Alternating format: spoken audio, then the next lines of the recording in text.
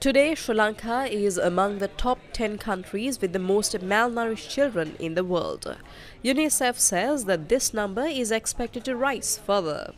The Household Income and Expenditure Survey conducted by the Department of Census and Statistics has revealed concerning figures. It revealed that the monthly income of the poorest 20% of families in the country is only 17,572 rupees. The monthly income of the poorest of 40% of families in Sri Lanka is 26,931 rupees. The following is a breakdown of costs that need to be incurred by a person or a family. As per today's prices, a breakfast per person would cost about 300 rupees. Accordingly, a family of 4 would need about 36,000 rupees per month for breakfast. A basic lunch without meat or fish costs around 350 rupees per day. Therefore, a family of 4 will need 42,000 rupees to purchase lunch for a month and another 42,000 rupees for dinner. Therefore, the cost of affording breakfast, lunch and dinner for a family of 4 would cost around 120,000 rupees per month. How many families are there in Sri Lanka who can at least spend 50,000 rupees for family expenses, let alone 120,000 rupees?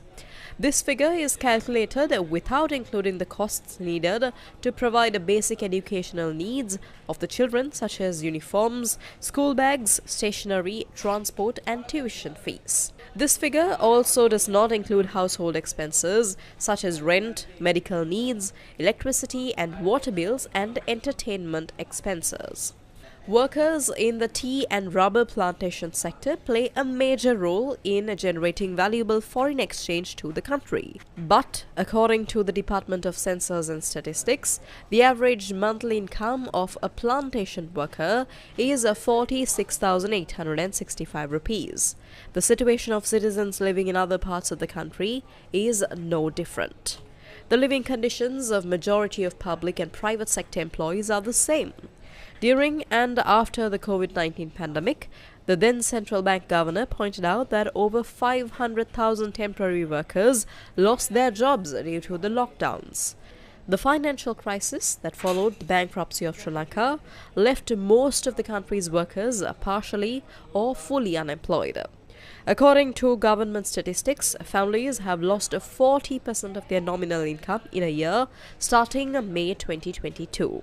What do these statistics indicate?